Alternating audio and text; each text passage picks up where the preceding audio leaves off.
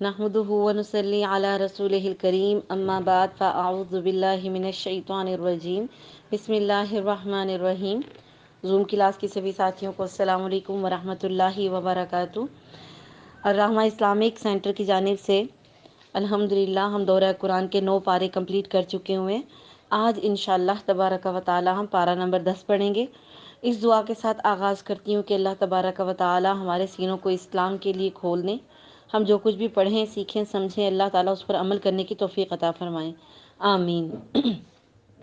رب اشرح لی صدری ویسر لی امری واحلل عقدۃ من لسانی یفقہوا قولی رب زدنی علما اللہم فقہنا فی الدین، آمین۔ سورہ انفال جو 9ویں پارے میں ہم نے پڑھی، اس کا بقیہ حصہ ہم پارہ نمبر 10 میں کمپلیٹ کریں گے۔ اعوذ باللہ من الشیطان الرجیم۔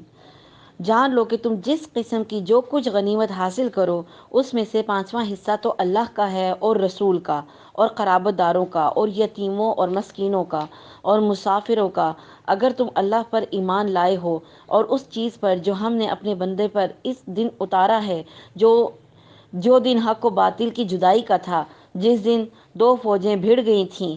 اللہ ہر چیز پر قادر ہے۔ جبکہ تم پاس والے کنارے پر تھے اور وہ دور والے کنارے پر تھے اور قافلہ تم سے نیچے تھا، اگر تم آپس میں وعدے کرتے تو یقیناً تم وقت معین پر پہنچنے میں مختلف ہو جاتے، لیکن اللہ تعالیٰ کو ایک کام کرنا ہی تھا جو مقرر ہو چکا تھا، تاکہ جو ہلاک ہو دلیل پر یعنی یقین جان کر ہلاک ہو، اور جو زندہ رہے وہ بھی دلیل پر یعنی حق پہچان کر زندہ رہے۔ بے شک اللہ بہت سننے والا اور خوب جاننے والا ہے۔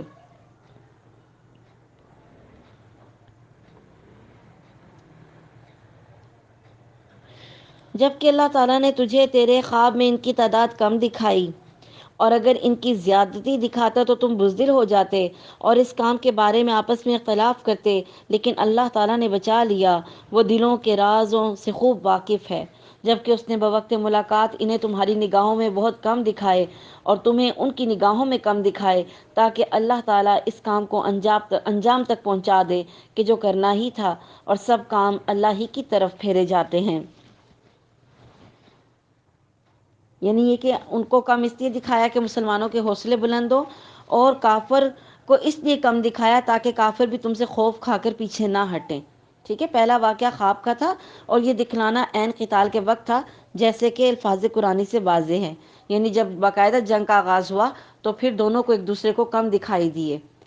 تاہم یہ معاملہ ابتدا میں تھا، لیکن جب باقاعدہ لڑائی شروع ہو گئی تو پھر کافروں کو مسلمان اپنے سے دگنے نظر آتے تھے۔ جبکہ سورہ آل عمران کی آیت نمبر 13 سے معلوم ہوتا ہے کہ بعد میں زیادہ دکھانے کی حکمت یہ نظر آتی ہے کہ کثرت دیکھ کر ان کے اندر مسلمانوں کا خوف اور دہشت بیٹھ جائے، جس سے ان کے اندر بزدلی اور پس ہمتی پیدا ہو۔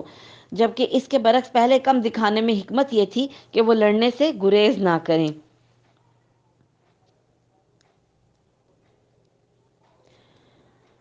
اے ایمان والو، جب تم کسی مخالف فوج سے بھڑ جاؤ تو ثابت قدم رہو اور بکثرت اللہ کو یاد کرو تاکہ تمہیں کامیابی حاصل ہو، اور اللہ کی اور اس کے رسول کی فرما برداری کرتے رہو۔ آپس میں اختلاف نہ کرو ورنہ بزدل ہو جاؤ گے اور تمہاری ہوا اکھڑ جائے گی، اور صبر سہار رکھو، یقیناً اللہ تعالیٰ صبر کرنے والوں کے ساتھ ہے۔ ان لوگوں کے جیسے نہ بنو جو اتراتے ہوئے اور لوگوں میں خود نمائی کرتے ہوئے اپنے گھروں سے چلے اور اللہ کی راہ سے روکتے تھے۔ جو کچھ وہ کر رہے تھے اللہ اسے گھیر لینے والا ہے، جبکہ ان کے اعمال کو شیطان انہیں زینت دار دکھا رہا تھا اور کہہ رہا تھا کہ لوگوں میں سے کوئی بھی آج تم پر غالب نہیں آ سکتا، میں خود بھی تمہارا حمایتی ہوں۔ لیکن جب دونوں جماعتیں نمودار ہوئیں تو اپنی ایڑیوں کے بل پیچھے ہٹ گیا اور کہنے لگا کہ میں تو تم سے بری ہوں، میں وہ دیکھ رہا ہوں جو تم نہیں دیکھ رہے، میں اللہ سے ڈرتا ہوں اور اللہ تعالیٰ سخت عذاب والا ہے۔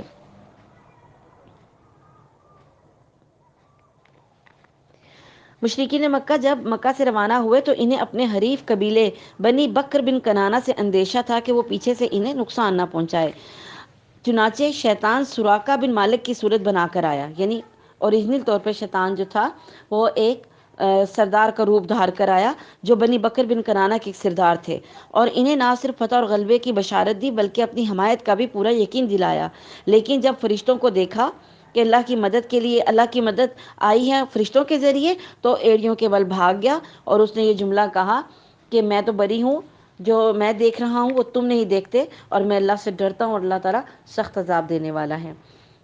جبکہ منافق کہہ رہے تھے کہ وہ بھی جن کے دلوں میں روگ تھا کہ انہیں تو ان کے دین نے دھوکے میں ڈال دیا ہے، جو بھی اللہ پر بھروسہ کرے اللہ تعالیٰ بلا شک و شبہ غلبے والا اور حکمت والا ہے۔ کاش کہ تو دیکھتا کہ جب فرشتے کافروں کی روح قبض کرتے ہیں، ان کے منہ پر اور سینوں پر مارتے ہیں اور کہتے ہیں تم جلنے کا عذاب چکھو، یعنی ان کی منہ پر اور ان کی پشتوں پر مارتے ہیں، کمر پہ۔ یہ بسبب ان کاموں کے جو تمہارے ہاتھوں نے پہلے ہی بھیج رکھا ہے، بے شک اللہ اپنے بندوں پر ظلم کرنے والا نہیں ہے۔ فرعونیوں کی مثال کے حال ان سے اگلوں کے کہ انہوں نے اللہ کی آیتوں سے کفر کیا، پس اللہ نے ان کے گناہوں کے باعث انہیں پکڑ لیا۔ اللہ تعالیٰ یقیناً قوت والا اور سخت عذاب والا ہے۔ یہ اس لیے کہ اللہ تعالیٰ ایسا نہیں کہ کسی قوم پر کوئی نعمت انعام فرما کر پھر بدل دے جب تک کہ وہ خود اپنی اس حالت کو نہ بدل دیں جو کہ ان کی اپنی تھی، اور یہ کہ اللہ سننے والا جاننے والا ہے۔ مثل حالت فرعونیوں کے اور اس سے پہلے کے لوگوں کے کہ انہوں نے اپنے رب کی باتیں جھٹلائیں، پس ان کے گناہوں کے باعث ہم نے انہیں برباد کیا اور فرعونیوں کو ڈبو دیا۔ یہ سارے ظالم تھے۔ تمام جانداروں سے بدتر اللہ کے نزدیک وہ ہیں جو کفر کریں اور پھر وہ ایمان نہ لائیں۔ جس دن آپ نے عہد و پیمان کر لیا پھر بھی وہ اپنے عہد و پیمان کو ہر مرتبہ توڑ دیتے ہیں اور بالکل پرہیز نہیں کرتے۔ پس جب کبھی تو لڑائی میں ان پر غالب آ جائے، انہیں ایسی مار مار کہ ان کے پچھلے بھی بھاگ کھڑے ہوں، ہو سکتا ہے کہ وہ عبرت حاصل کریں۔ اور اگر تجھے کسی قوم کی خیانت کا ڈر ہو تو برابری کی حالت میں ان کا عہد نامہ توڑ دے۔ اللہ تعالیٰ خیانت کرنے والوں کو پسند نہیں فرماتا۔ کافر یہ خیال نہ کریں کہ وہ بھاگ نکلے، یقیناً وہ ہرا نہیں سکتے۔ تم ان کے مقابلے کے لیے اپنی طاقت بھر قوت کی تیاری رکھو اور گھوڑوں کے تیار رکھنے کی، کہ اس سے تم اللہ کے اور اپنے دشمنوں کو خوفزدہ رکھ سکو، اور اس کے سوا اوروں کو بھی جنہیں تم نہیں جانتے اللہ انہیں خوب جان رہا ہے۔ جو کچھ بھی اللہ کی راہ میں صرف کرو گے وہ تمہیں پورا دیا جائے گا اور تمہارا حق نہیں مارا جائے گا۔ اگر وہ صلح کی طرف جھکیں تو تو بھی صلح کی طرف جھک جا اور اللہ پر بھروسہ رکھ، یقیناً وہ بہت سننے والا اور جاننے والا ہے۔ اگر وہ تجھ سے دغا بازی کرنا چاہیں گے تو اللہ تجھے کافی ہے، اسی نے اپنی مدد سے اور مومنوں سے تیری تائید کی ہے۔ ان کے دلوں میں باہمی الفت بھی ہے، اسی نے ڈالی ہے۔ زمین میں جو کچھ ہے تو اگر سارے کا سارا بھی خرچ کر ڈالتا تو بھی ان کے دل آپس میں نہ ملا سکتا۔ یہ تو اللہ ہی ہے، اس نے دلوں میں الفت ڈال دی، وہ غالب حکمتوں والا ہے۔ اے نبی تجھے اللہ کافی ہے اور ان مومنوں کو بھی جو تیری پیروی کر رہے ہیں۔ اے نبی ایمان والوں کو جہاد کا شوق دلاؤ، اگر تم میں بھی صبر کرنے والے ہوں گے تو 200 پر غالب رہیں گے، اگر تم میں 20 صبر کرنے والے 200 پر غالب رہیں گے، اور اگر تم میں 100 ہوں گے تو 1000 پر غالب رہیں گے، اس واسطے کہ وہ بے سمجھ لوگ ہیں۔ اچھا، اب اللہ تمہارا بوجھ ہلکا کرتا ہے، وہ خوب جانتا ہے کہ تم میں ناتوانی ہے، پس اگر تم میں سے 100 صبر کرنے والے ہوں گے تو وہ 200 پر غالب رہیں گے، اور اگر تم میں سے 1000 ہوں گے تو وہ اللہ کے حکم سے 2000 پر غالب رہیں گے۔ اللہ صبر کرنے والوں کے ساتھ ہے۔ نبی کے ہاتھ میں قیدی نہیں چاہیے جب تک کہ ملک میں اچھی خون ریزی کی جنگ نہ ہو جائے۔ تم تو دنیا کے مال متاع چاہتے ہو اور اللہ کا ارادہ آخرت کا ہے، اور اللہ زوراور اور باحکمت ہے۔ ٹھیک ہے، جنگی قیدی بنا کر ان سے فدیہ لے کر ان کو آزاد کر دیا گیا تھا۔ اللہ تعالیٰ کو یہ فیصلہ پسند نہیں آیا تھا، لیکن جنگ میں یہ اجازت تھی، تو اس لیے اس بات پر اللہ تعالیٰ نے سے سرزنش کی کہ قیدیوں کو چھوڑنا نہیں چاہیے تھا، بلکہ ان کو ان کے انجام تک پہنچانا چاہیے تھا۔ اور عمر رضی اللہ تعالیٰ عنہ جو تھے ان کی بھی یہی رائے تھی، جبکہ ابوبکر صدیق رضی اللہ تعالیٰ عنہ نے جو کہا تھا کہ فدیہ دے کر اگر چھوڑ دیں تو کیا پتہ یہ آگے چل کر نیکی کے کام میں ہماری مدد کر سکیں۔ بہرحال کیونکہ اس چیز کی اجازت تھی، لیکن پھر بھی اللہ تعالیٰ نے اسی بات کو پسند کیا کہ کافروں کو مارا ہی جاتا ہے، ان کو فدیہ دے کے نہیں چھوڑنا چاہیے تھا۔ اگر پہلے سے ہی اللہ کی طرف سے بات لکھی ہوئی نہ ہوتی تو جو کچھ تم نے لیا ہے اس بارے میں تمہیں کوئی بڑی سزا ہوتی۔ ظاہر ہے اللہ تعالیٰ نے اس کی اجازت دی تھی، مال غنیمت حاصل کرنے کی اور فدیہ کی اجازت بھی موجود تھی جنگی حالات میں، اس لیے اللہ تعالیٰ نے معاف کر دیا، ورنہ یہ بہت سخت ایک جرم ہو گیا تھا یا ایک غلطی ہو گئی تھی، مسٹیک کہہ لیں۔ پھر جو کچھ حلال اور پاکیزہ غنیمت تم نے حاصل کی ہے خوب کھاؤ پیو، اللہ سے ڈرتے رہو، یقیناً اللہ غفور و رحیم ہے۔ یہ غزوہ بدر کا واقعہ تھا کہ جب فدیہ لے کے کافروں کو چھوڑ دیا گیا تھا۔ اے نبی اپنے ہاتھ تلے کے قیدیوں سے کہہ دو کہ اگر اللہ تعالیٰ تمہارے دلوں میں نیک نیتی دیکھے گا تو جو کچھ تم سے لیا گیا ہے اس سے بہتر تمہیں دے دے گا، پھر گناہ بھی معاف فرمائے گا، اللہ بخشنے والا مہربان ہی ہے۔ اور اگر وہ تجھ سے خیانت کا خیال کریں تو یہ اس سے پہلے خود اللہ کی خیانت کر چکے ہیں، اگر اس نے انہیں گرفتار کرا دیا، اور اللہ علم و حکمت والا ہے۔ جو لوگ ایمان لائے اور ہجرت کی اور اپنے مالوں اور جانوں سے اللہ کی راہ میں جہاد کیا، اور جن لوگوں نے ان کو پناہ دی اور مدد کی، یہ سب آپس میں ایک دوسرے کے رفیق ہیں۔ جو ایمان تو لائے ہیں لیکن ہجرت نہیں کی، تمہارے لیے ان کی کچھ بھی رفاقت نہیں جب تک کہ وہ ہجرت نہ کریں۔ ہاں اگر وہ تم سے دین کے بارے میں مدد طلب کریں تو تم پر مدد کرنا ضروری ہے، سوائے ان لوگوں کے کہ تم میں اور ان میں عہد و پیمان ہے۔ تم جو کچھ کر رہے ہو اللہ خوب جانتا ہے۔ کافر آپس میں ایک دوسرے کے رفیق ہیں، اگر تم نے ایسا نہ کیا تو ملک میں فتنہ ہوگا اور زبردست فساد ہو جائے گا۔ جو لوگ ایمان لائے اور ہجرت کی اور اللہ کی راہ میں جہاد کیا، انہوں نے پناہ دی اور مدد پہنچائی، یہی لوگ سچے مومن ہیں، ان کے لیے بخشش ہے اور عزت کی روزی ہے۔ اور جو لوگ اس کے بعد ایمان لائے اور ہجرت کی اور تمہارے ساتھ ہو کر جہاد کیا، بس یہ لوگ بھی تم میں سے ہی ہیں اور رشتے ناتے والے ہیں، ان میں سے بعض سے زیادہ نزدیک ہیں اللہ کے حکم میں، بے شک اللہ تعالیٰ ہر چیز کا جاننے والا ہے۔ سورہ توبہ، اس کے شروع میں جو ہے بسم اللہ نہیں لکھی گئی اور نہ ہی پڑھی جاتی ہے۔ دراصل سورہ توبہ میں سورہ انفال کے ہی جو مضامین ہیں انہی کی آگے مزید ڈیفینیشن ہے۔ اس میں جو ہے نا بسم اللہ نہیں اسی لیے پڑھی جاتی۔ مختلف اقوال ہیں۔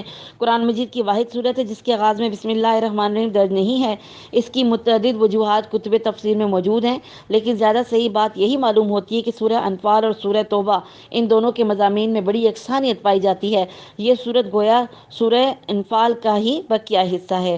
یہ 7 بڑی صورتوں میں سے 7ویں بڑی صورت ہے جنہیں سبع طوال کہا جاتا ہے۔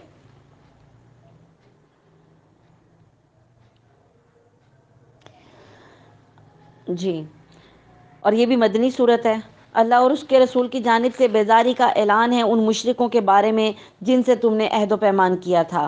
بس اے مشرکو، تم ملک میں 4 مہینے تک تو چل پھر لو، جان لو کہ تم اللہ کو ہرا نہیں سکتے، اور یہ بھی یاد رہے کہ اللہ کافروں کو رسوا کرنے والا ہے۔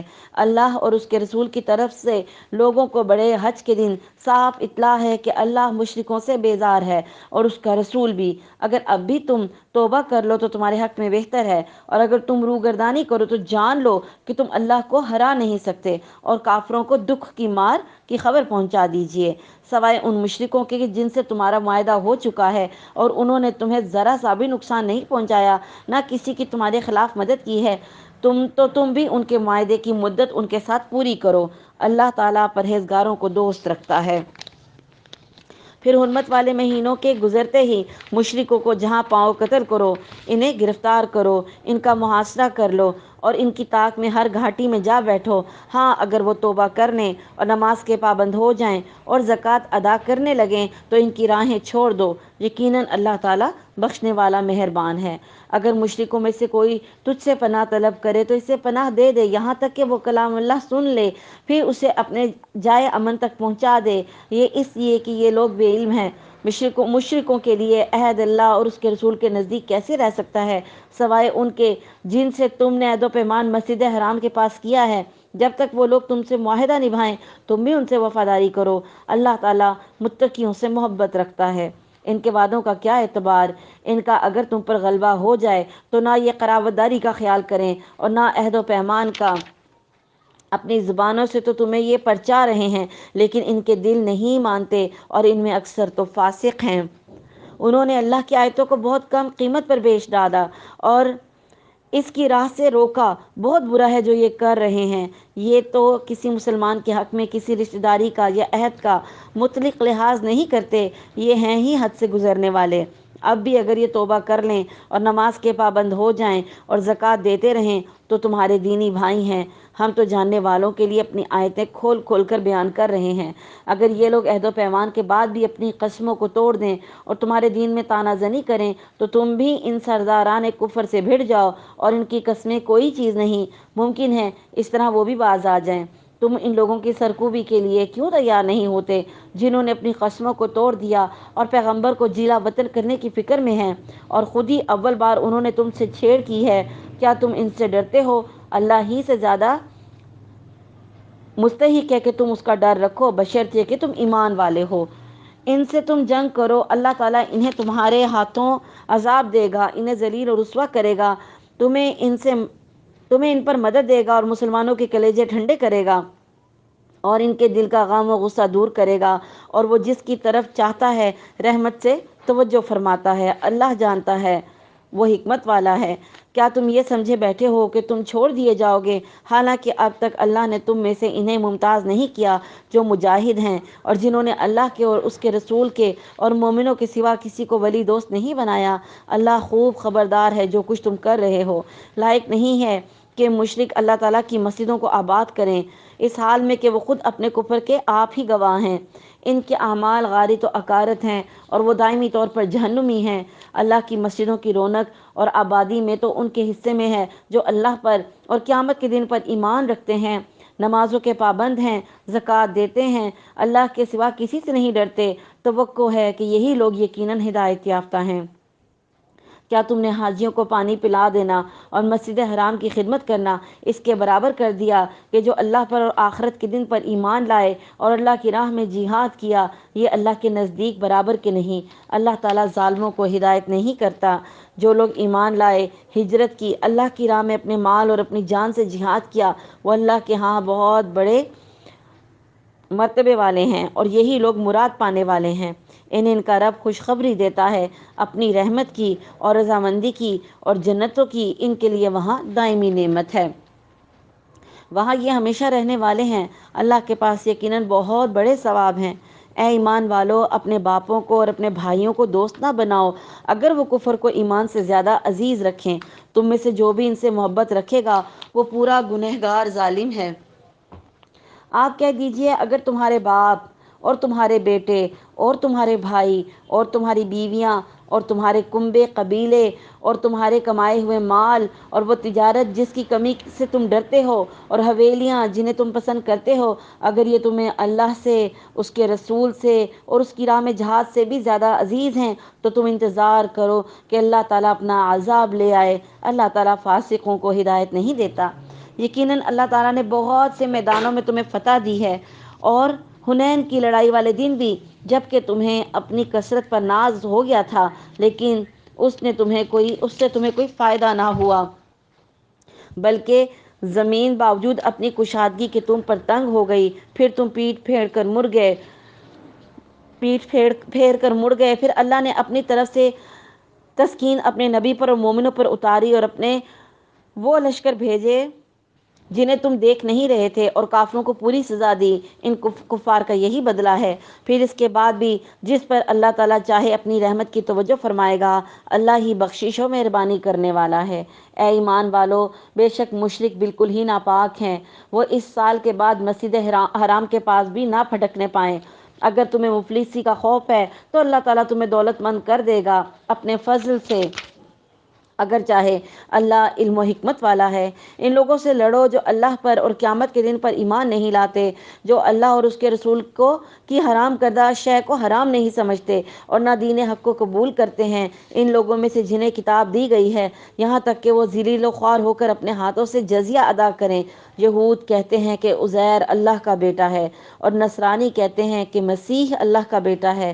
یہ قول صرف ان کے منہ کی بات ہے، اگلے منکروں کی بات کی طرح یہ بھی نقل کرنے لگے۔ اللہ انہیں غارت کرے، وہ کیسے پلٹائے جاتے ہیں۔ ان لوگوں نے اللہ کو چھوڑ کر اپنے عالموں اور درویشوں کو رب بنا لیا ہے، اور مریم کے بیٹے مسیح کو، حالانکہ انہیں صرف ایک اکیلے اللہ ہی کی عبادت کا حکم دیا گیا تھا۔ جس کے سوا کوئی معبود نہیں، وہ پاک ہے ان کے شریک مقرر کرنے سے۔ وہ چاہتے ہیں کہ اللہ کے نور کو اپنے منہ سے بجھا دیں۔ اللہ تعالیٰ انکاری ہے مگر اسی بات کا کہ اپنا نور پورا کرنے کو کافر ناخوش رہیں۔ اللہ تعالیٰ انکاری ہے مگر اسی بات کا کہ اپنا نور پورا کرے گو کافر ناخوش رہیں۔ اسی نے اپنے رسول کو ہدایت اور سچے دین کے ساتھ بھیجا ہے اور اسے تمام مذہبوں پر غالب کر دے کہ اگرچہ یہ مشرک برا مانے۔ اے ایمان والو، اکثر علماء اور عابد لوگوں کا مال ناحق کھا جاتے ہیں اور اللہ کی راہ سے روک دیتے ہیں، اور جو لوگ سونے چاندی کا خزانہ رکھتے ہیں اور اللہ کی راہ میں خرچ نہیں کرتے، انہیں دردناک عذاب کی خبر پہنچا دیجیے۔ جس دن اس خزانے کو آتش دوزخ میں تپایا جائے گا، پھر اس سے ان کی پیشانیوں کو اور پہلوؤں کو اور پیٹھوں کو داغا جائے گا اور ان سے کہا جائے گا کہ یہ ہے جسے تم نے اپنے لیے خزانہ بنا کر رکھا تھا، پھر اپنے خزانوں کا مزہ چکھو۔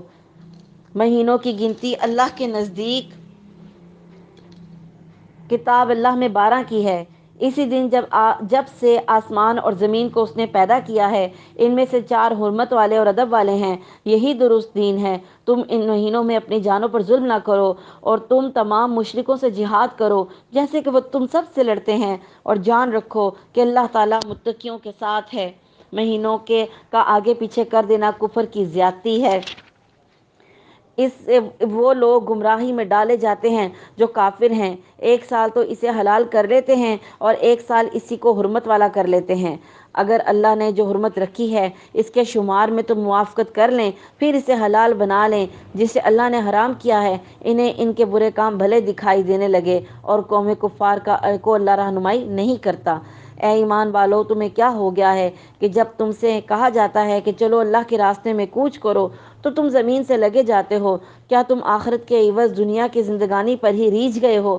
سنو، دنیا کی زندگی تو آخرت کے مقابلے میں کچھ یوں ہی سی ہے، اور اگر تم نے کوچ نہ کیا تو اللہ تعالیٰ تمہیں دردناک سزا دے گا اور تمہارے سوا اور لوگوں کو بدل لائے گا۔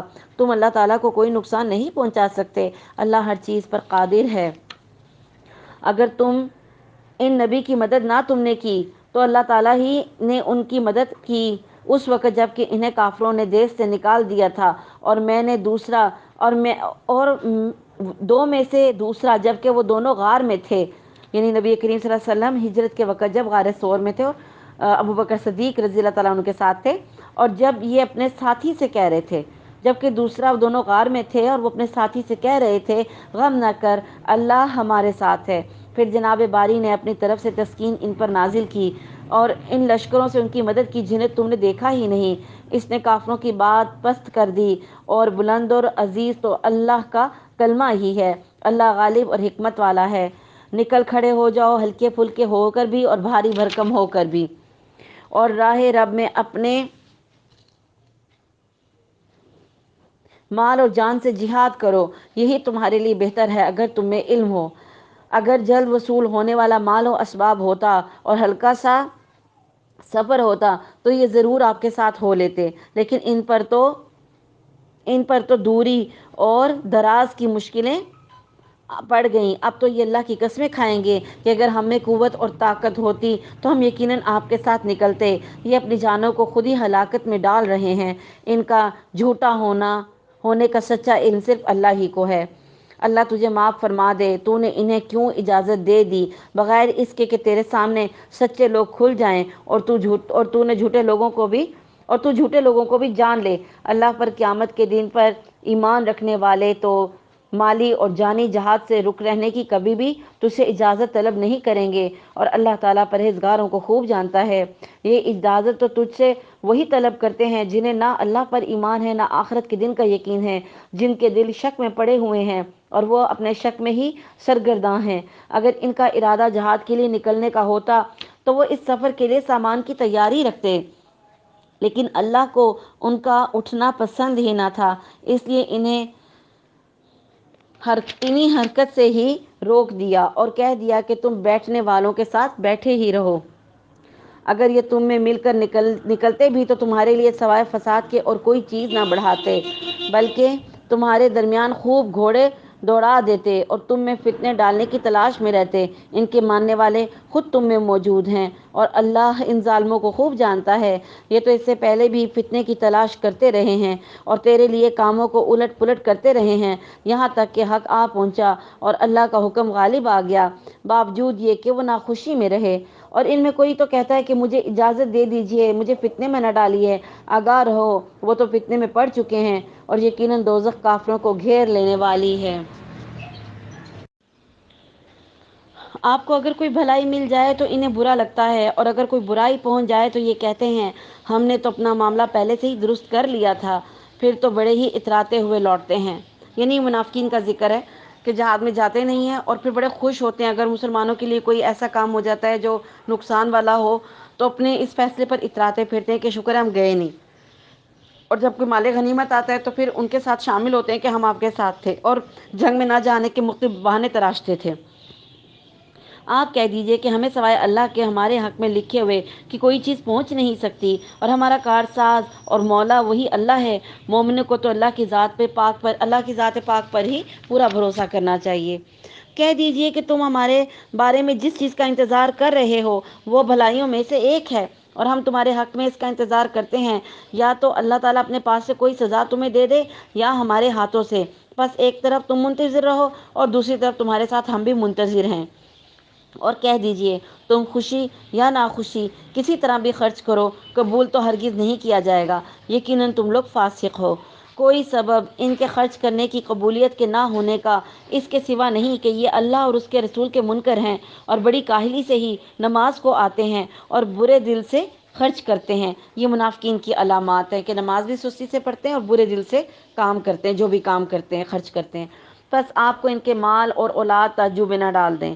اللہ کی چاہت یہی ہے کہ اس سے انہیں دنیا کی زندگی میں ہی سزا دے اور ان کے کفر ہی کی حالت میں ان کی جانیں نکل جائیں۔ یہ اللہ کی قسم کھا کھا کر کہتے ہیں کہ یہ تمہاری جماعت کے لوگ ہیں، حالانکہ وہ دراصل تمہارے نہیں، بعض واقعی اتنی ہے کہ یہ ڈرپوک لوگ ہیں۔ اگر یہ کوئی بچاؤ کی جگہ یا کوئی غار یا کوئی بھی سر گھسانے کی جگہ یا پا لیں تو بھی اس طرف لگام توڑ کر الٹے بھاگ چھوٹیں۔ ان میں سے وہ بھی ہیں جو خیراتی مال کی تقسیم کے بارے میں آپ پر عیب رکھتے ہیں۔ اگر ان میں سے مل جائے تو خوش ہیں، اور اگر اس میں سے نہ ملے تو فوراً ہی بگڑ جاتے ہیں۔ اگر یہ لوگ اللہ اور رسول کے دیے ہوئے پر خوش رہتے اور کہہ دیتے اللہ ہی ہمیں کافی ہے، اللہ ہمیں اپنے فضل سے اور دے گا اور اس کا رسول بھی، تو ہم تو اللہ کی ذات سے ہی توقع رکھنے والے ہیں۔ صدقے صرف فقیروں کے لیے ہیں اور مسکینوں کے لیے اور ان کے وصول کرنے والوں کے لیے اور ان کے لیے جن کے دل پر چائے جاتے ہوں، اور گردن چھڑانے اور قرض داروں کے لیے اور اللہ کی راہ میں راہ رو مسافروں کے لیے ہیں۔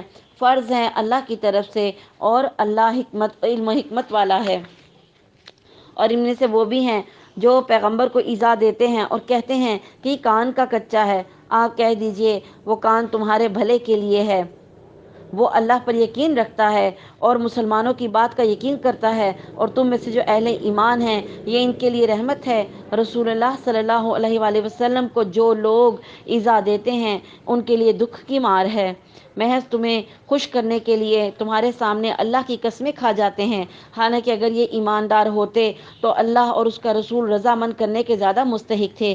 کیا یہ نہیں جانتے کہ جو بھی اللہ کی اور اس کے رسول کی مخالفت کرے گا اس کے لیے یقیناً دوزخ کی آگ ہے جس میں وہ ہمیشہ رہنے والا ہے؟ یہ زبردست رسوائی ہے۔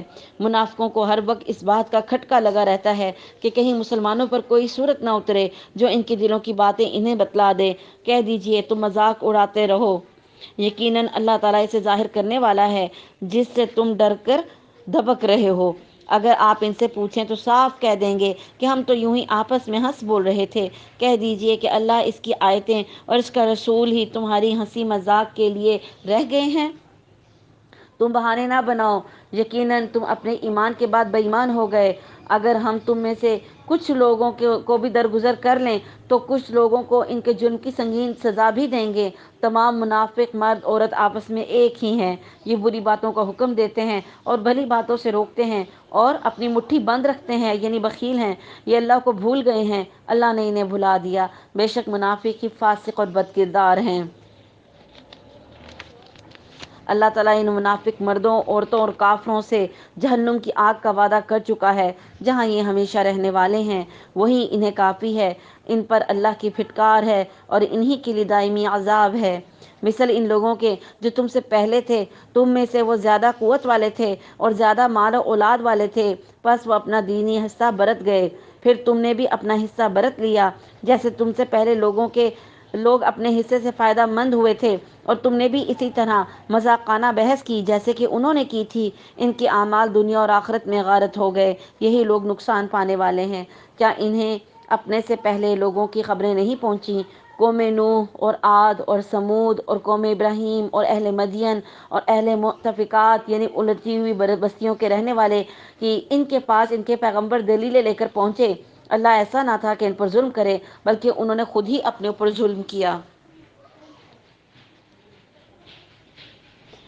مومن مرد اور عورت آپس میں ایک دوسرے کے مددگار، معاون اور دوست ہیں۔ وہ بھلائیوں کا حکم دیتے ہیں اور برائیوں سے روکتے ہیں، نمازوں کی پابندی بجا لاتے ہیں اور زکوٰۃ ادا کرتے ہیں، اللہ کی اور اس کے رسول کی بات مانتے ہیں۔ یہی لوگ ہیں جن پر اللہ تعالیٰ بہت جلد رحم فرمائے گا، بے شک اللہ غلبے والا، حکمت والا ہے۔ ان ایماندار مردوں اور عورتوں سے اللہ نے ان جنتوں کا وعدہ کیا ہے جن کے نیچے نہریں لہریں لے رہی ہیں، جہاں وہ ہمیشہ ہمیش رہنے والے ہیں، اور ان صاف ستھرے پاکیزہ محلات کا جو ان ہمیشگی والی جنتوں میں ہیں، اور اللہ کی رضامندی سب سے بڑی چیز ہے۔ یہی زبردست کامیابی ہے۔ اے نبی، کافروں اور منافقوں سے جہاد جاری رکھو اور ان پر سخت ہو جاؤ، ان کی اصل جگہ دوزخ ہے جو نہایت بدترین جگہ ہے۔ یہ اللہ کی قسمیں کھا کر کہتے ہیں کہ انہوں نے نہیں کہا، حالانکہ یقیناً کفر کا کلمہ ان کی زبان سے نکل چکا ہے، اور یہ کہ اپنے اسلام کے بعد یہ کافر ہو گئے ہیں، اور انہوں نے اس کام کا قصد بھی کیا جو پورا نہ کر سکے۔ یہ صرف اس بات کا انتقام لے رہے ہیں کہ انہیں اللہ نے اپنے فضل اور اس کے رسول نے دولت مند کر دیا ہے، اور اگر یہ اب بھی توبہ کر لیں تو یہ ان کے حق میں بہتر ہے، اور اگر منہ موڑیں تو اللہ تعالیٰ انہیں دنیا اور آخرت میں دردناک عذاب دے گا، اور زمین بھر میں ان کا کوئی حمایتی اور مددگار کھڑا نہ ہوگا۔ ان میں وہ بھی ہیں جنہوں نے اللہ سے عہد کیا تھا کہ اگر وہ ہمیں اپنے فضل سے مال دے گا تو ہم ضرور صدقہ خیرات کریں گے اور پکی طرح نیکوکاروں میں شامل ہو جائیں گے، لیکن جب اللہ نے اپنے فضل سے انہیں دیا تو یہ اس میں بخیلی کرنے لگے اور ٹال مٹول کر کے منہ موڑ لیا۔ پس اس کی سزا میں اللہ نے ان کے دلوں میں نفاق ڈال دیا اللہ سے ملنے کے دنوں تک، کیونکہ انہوں نے اللہ سے کیے ہوئے وعدے کا خلاف کیا اور کیونکہ یہ جھوٹ بولتے رہے۔ کیا وہ نہیں جانتے کہ اللہ تعالیٰ کو ان کے دل کا بھید اور ان کی سرگوشی سب معلوم ہے؟ اللہ تعالیٰ غیب کی تمام باتوں سے خبردار ہے۔ جو لوگ ان مسلمانوں پر طعنہ زنی کرتے ہیں، جو دل کھول کر خیرات کرتے ہیں، اور ان لوگوں پر جنہیں سوائے اپنی محنت مزدوری کے اور کچھ میسر ہی نہیں، بس یہ ان کا مذاق اڑاتے ہیں، اللہ بھی ان سے تمسخر کرتا ہے۔ انہی کے لیے دردناک عذاب ہے۔ ان کے لیے تو استغفار کر اے نبی یا نہ کر، اگر تو 70 مرتبہ بھی ان کے لیے استغفار کرے تو بھی اللہ انہیں ہرگز نہ بخشے گا، یہ اس لیے کہ انہوں نے اللہ سے اور اس کے رسول سے کفر کیا ہے۔ ایسے فاسق لوگوں کو رب کریم ہدایت نہیں دیتا۔ پیچھے رہ جانے والے لوگ رسول اللہ صلی اللہ علیہ وسلم کے جانے کے بعد اپنے بیٹھے رہنے پر خوش ہیں۔ انہوں نے اللہ کی راہ میں اپنے مال اور اپنی جانوں سے جہاد کرنا ناپسند رکھا۔ انہوں نے کہہ دیا کہ اس گرمی میں مت نکلو، کہہ دیجئے کہ دوزخ کی آگ بہت ہی سخت گرم ہے، کاش کہ وہ سمجھتے۔ بس انہیں چاہیے کہ بہت کم ہنسیں اور بہت زیادہ روئیں بدلے میں اس کے جو یہ کرتے تھے۔ بس اگر اللہ تعالیٰ آپ کو ان کی کسی جماعت کی طرف لوٹا کر واپس لے آئے، پھر یہ آپ سے میدان جنگ میں نکلنے کی اجازت طلب کریں، تو آپ کہہ دیجئے کہ تم میرے ساتھ ہرگز چل نہیں سکتے اور نہ میرے ساتھ تم دشمنوں سے لڑائی کر سکتے ہو۔ تم نے پہلی مرتبہ ہی پیٹھ پیچھے بیٹھ رہنے کو پسند کیا تھا، بس تم پیچھے رہ جانے والوں میں ہی بیٹھے رہو۔ ان میں سے کوئی مر جائے تو آپ اس کے جنازے میں ہرگز نماز نہ پڑھیں اور نہ اس کی قبر پر کھڑے ہوں۔ یہ اللہ اور اس کے رسول کے منکر ہیں اور مرتے دم تک بدکار، بے اطاعت رہے۔ آپ کو ان کے مال اولاد کچھ بھی بھلے نہ لگیں، اللہ کی چاہت یہی ہے کہ انہیں ان چیزوں سے دنیوی سزا دے اور یہ اپنی جانیں نکلنے تک کافر ہی رہیں۔ جب کوئی صورت اتاری جاتی ہے کہ اللہ پر ایمان لاؤ اور اس کے رسول کے ساتھ مل کر جہاد کرو، تو ان میں سے دولت مندوں کا ایک طبقہ آپ کے پاس آ کر یہ کہہ کر رخصت لے لیتا ہے کہ ہمیں تو بیٹھ رہنے والوں میں ہی چھوڑ دیجئے، یہ تو خانہ نشین عورتوں کا ساتھ دینے پر ریجھ گئے اور ان کے دلوں پر مہر لگا دی گئی، اب وہ کچھ سمجھ نہیں سکتے۔ لیکن خود رسول اللہ صلی اللہ علیہ وسلم اور ان کے ساتھ ان کے ایمان والے اپنے مالوں اور جانوں سے جہاد کرتے ہیں۔ یہی لوگ بھلائیوں والے ہیں اور یہی لوگ کامیابی حاصل کرنے والے ہیں۔ انہی کے لیے اللہ نے 2 جنتیں تیار کی ہیں جن کے نیچے نہریں جاری ہیں، ان میں ہمیشہ رہنے والے ہیں، اور یہ بہت بڑی کامیابی ہے۔ بادیہ نشینوں میں سے عذر کرنے والے لوگ حاضر ہوئے کہ انہیں رخصت دے دیں کہ وہ بیٹھ رہے ہیں جنہوں نے اللہ سے اور اس کے رسول سے جھوٹی باتیں بتائی تھیں۔ اب تو ان میں جتنے کفار ہیں انہیں دکھ دینے والی مار پہنچ کر رہے گی۔ ضعیفوں پر اور بیماروں پر اور ان پر جن کے پاس خرچ کرنے کو کچھ بھی نہیں تھا کوئی حرج نہیں، بشرط یہ کہ وہ اللہ اور اس کے رسول کی خیرخواہی کرتے رہیں۔ ایسے نیک کاروں پر الزام کی کوئی راہ نہیں، اللہ تعالیٰ بڑی مغفرت اور رحمت والا ہے۔ ہاں، ان پر بھی کوئی حرج نہیں جو آپ کے پاس آتے ہیں کہ آپ انہیں سواری مہیا کر دیں، تو آپ جواب دیتے ہیں کہ میں تو تمہاری سواری کے لیے کچھ بھی نہیں کر پاتا، تو وہ رنج اور غم سے اپنی آنکھوں سے آنسو بہاتے ہوئے لوٹ جاتے ہیں کہ انہیں خرچ کرنے کے لیے کچھ بھی میسر نہیں۔ بے شک انہی لوگوں پر راہ الزام ہے جو باوجود دولت مند ہونے کے آپ سے اجازت طلب کرتے ہیں۔ یہ خانہ نشین عورتوں کے ساتھ دینے پر خوش ہیں اور ان کے دلوں میں مہر خداوندی لگ چکی ہے جس سے وہ محض بے علم ہو گئے ہیں۔ یعنی جہاد پہ جانے کو انہوں نے اہمیت نہ دی، بلکہ عورتوں کی طرح گھر میں بیٹھے رہے۔ منافقین کا ایک یہ ٹولہ تھا جو مختلف بہانے کر کے جہاد میں جانے سے انکار کر رہا تھا۔ اس کی وجہ یہ کہ غزوہ تبوک میں جو جانا تھا 1 ماہ کا سفر تھا، سخت گرمی تھی، فصل پکی ہوئی تھی، اور بھی کئی فائدے تھے نہ جانے میں منافقوں کو، لیکن جو مسلمان تھے، جہاد کی اہمیت کو سمجھتے تھے، ایمان والے تھے، وہ جانے کے لیے جو ہے تڑپ رہے تھے۔ تو یہ انہی 2 لوگوں کا ذکر یہاں پہ بار بار کیا جا رہا ہے۔ سورہ توبہ کا بقیہ حصہ انشاءاللہ تعالی ہم 11ویں پارے میں پڑھیں گے۔ سبحانک رب العزت عما یصفون وسلام علی المرسلین والحمد للہ رب العالمین۔ السلام علیکم ورحمۃ اللہ وبرکاتہ۔